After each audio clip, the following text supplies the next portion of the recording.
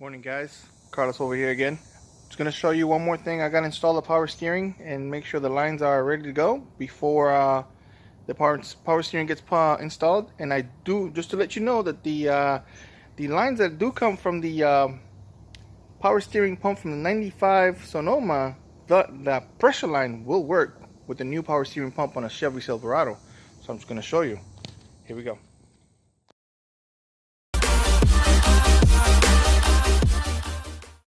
Alright, so as you can see, this is my 4-cylinder engine's covered just in case if it rains or whatever.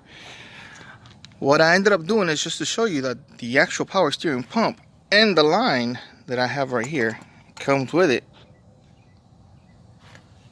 See?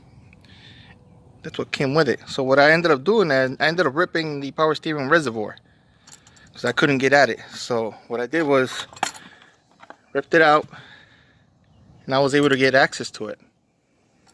See? So all I did was just basically undid it, and here it goes. I'll take care of that mess later. And here we are, my new power steering pump for my 2000 Chevy Silverado engine. There's the part number, 98-8740CQ. Open it real quick. They provide you with the O-ring, of course. That bad boy is gonna go right on in here, right on there. So, and it does come with a little bit of, not bad for about $100, actually less with a coupon discount out of an auto parts store. I buy so many that I'm good. So there's this little cap there. I'm gonna do a simple removal right here. Hold on, let me set myself up. Okay, so now that I set that up, I'm gonna take the little cover that comes from factory. That's brand new pump, it's not rebuilt. I don't want to deal with used stuff. And again, I'm just gonna grab this little seal, change it out. Boom. Boom. Quick. There you go. And here we go. The one from the 95 Sonoma.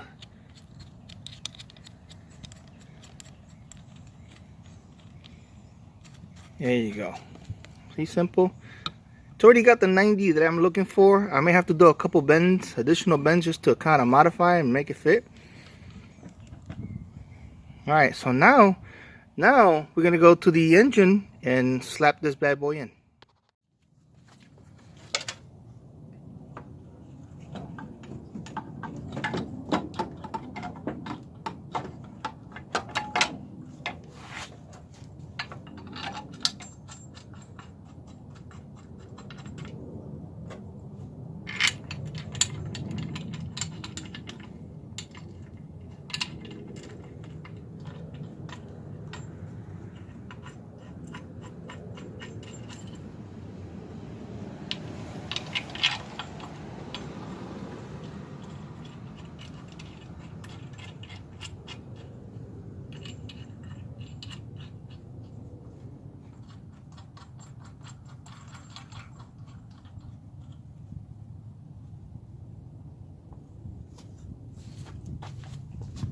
As you can see, it's already installed. Let me show you now. Okay. As you can see, I'm having an issue now with my steering shaft. So I may either have to move this up, bend it. I can bend my line a little more. That way it'll clear here as the steering shaft spins. I could always cut it. Let me see where. I can probably cut it down here. So it'll have a straight shot. I can cut it right here and then bend it back, and that should be good to go. And then I can just hook it up to whatever lines that I cut out, because you can see I cut that myself, so I'll make it happen. Alright, so I figure out where I'm going to cut it. That's what I'm going to start doing, cutting this pipe.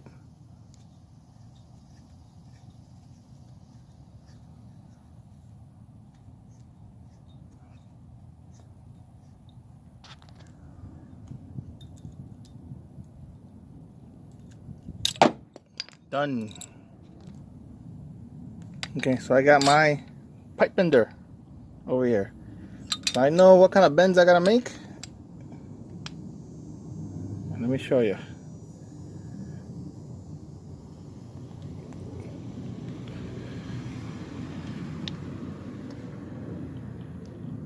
There you go. Not much, but a few will do. And I just keep making a couple more bends until I get it to fit real good over there. So you'll see. Okay. So now, as you can see, now it clears. Now it clears my steering shaft. It won't even touch. So I'm happy. And then I was able to cut it to there.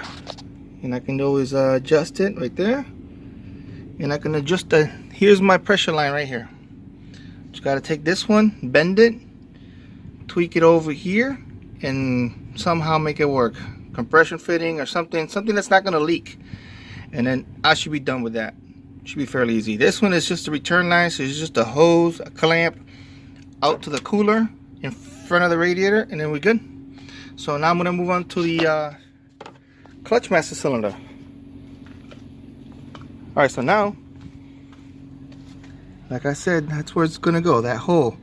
Sorry about the shadow, but this is what it's going to look. It's going to go right through here.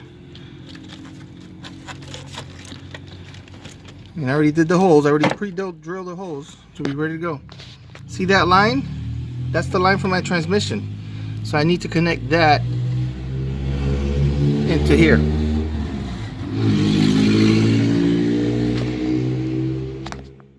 The hard line, brake line, and I know what size. It's going to be a 3/16 regular flare, and I already got the adapter for it here, so it can go into a 3/16 regular flare onto regular flare over here also. So once I get these two, I just got to fix the stud.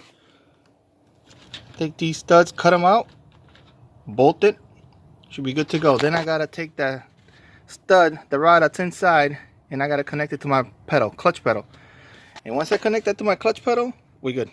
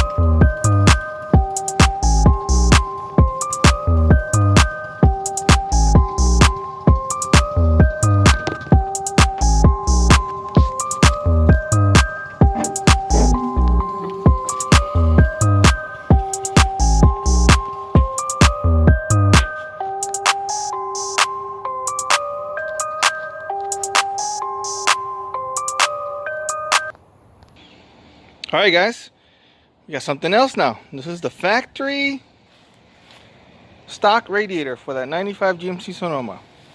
Look how thin this bad boy is, right? Look at that. Not even, look at that. Probably, let's call that one core. Okay, and as you can tell, it's got one side in coming in, that's output. Input, output. Alright, now the one I got, we're gonna unbox it right now. Gonna make a little mess just opening the radiator. Just from the looks of it, look, that's how thick this one is. If you were to see, compare mine, see, this to that. Look at that. It's like 2 or 3 row radiator. So now I'm gonna unbox it. Okay, so here's the difference. Small, tiny monster. And see how this is? Both sides on the same side. That's going to be the passenger side. What I'm going to do is I'm going to modify this because it needs to fit on the radiator core. Alright, so as you can tell, I did a little dry fitting. I definitely going to have to do some customizing here or put it in without the radiator core. Come up with something. I'm just using my old radiator for support, that way it doesn't fall. But look how high that goes if I were to go to stock level. Look how much it sticks out. So gotta modify this thing, and if I can't modify it, I can modify it. I can make it work. I can definitely make it work. I just gotta go to where the frames are, and if I need to weld some brackets so I can support it on the bottom so that this can go down lower, I'll be okay. So now let's go to the vehicle and do a little dry fit over there. Okay, so I see we have a little problem.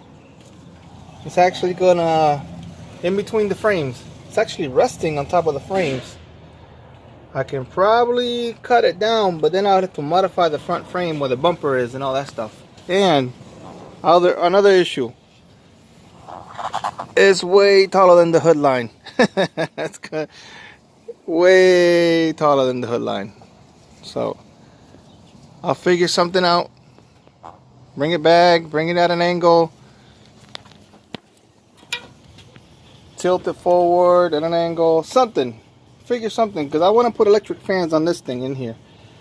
I'll figure something out. It's not set in stone. Even if I got to put it in the back where the back goes, I don't care. I'll figure it out. Okay, so I came up with this idea. I was able to tilt it forward, backwards. I was able to put something in between my electric fans. That's what I want to run. So I'm going to have them this way.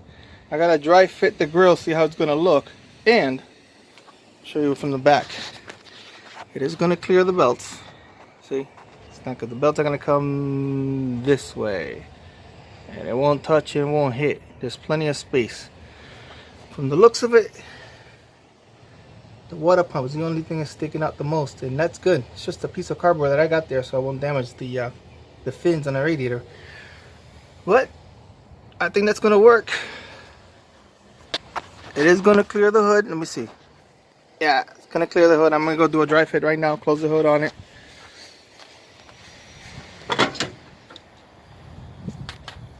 Alright, here we go.